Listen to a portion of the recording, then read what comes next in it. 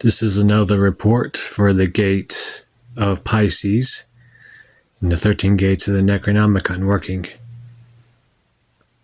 This time when I passed the gate, I focused on the larvae of the other gods.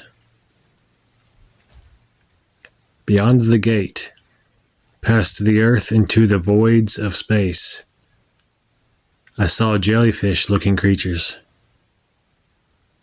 Some of them were misshapen and tentacled on one side. Others resembled a distorted infant.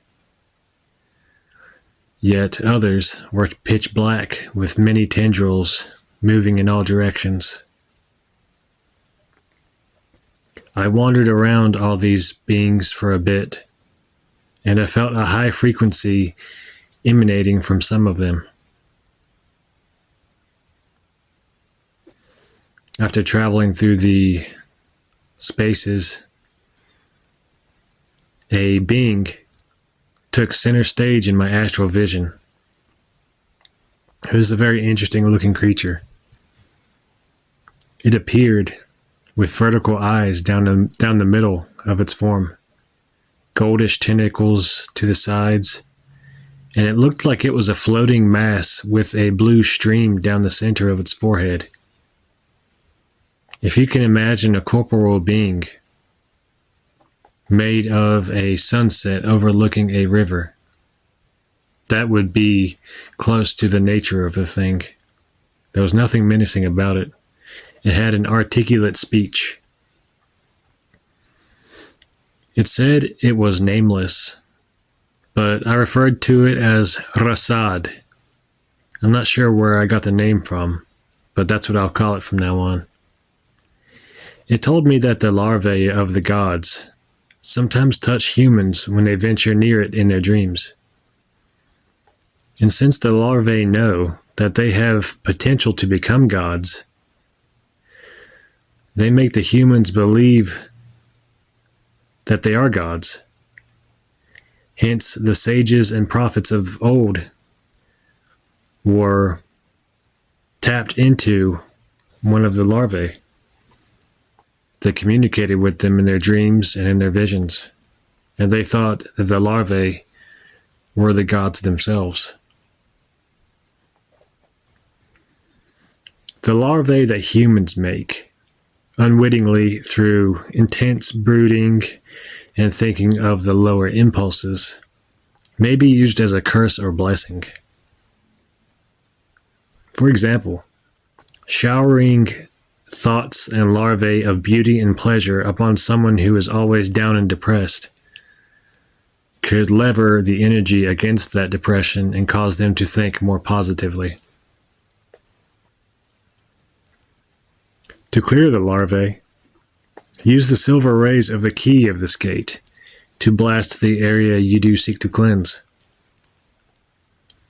Also, banishments and efforts of cutting off those thoughts allows the larvae to fade away. As I said, this being had a gentle voice. It was very articulated, and there was nothing menacing about it. It seemed very intelligent, like it's been around for a long time.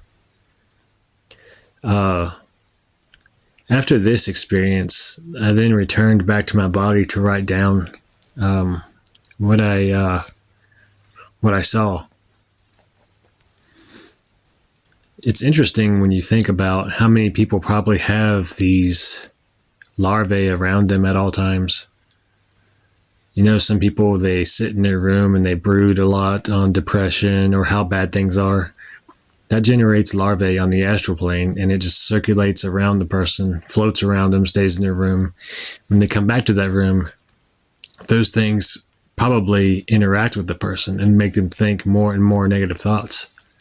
So it's like a vicious cycle to where the person gets more depressed.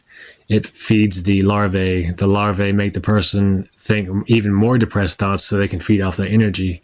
And it continues until something bad happens or the person finds a way to break out of that. So I think what I'm going to do is I'm going to share the key to this gate in a picture. And give that to people so that they can use the key itself to banish the larvae that may be plaguing them, especially those on the left-hand path who are struggling. I see them as family. Just draw the key out, hold it in your hand, imagine that as glowing silver, and then direct it to the location you seek to cleanse of larvae. And see it as like a silver beam or a silver fire expanding in that direction.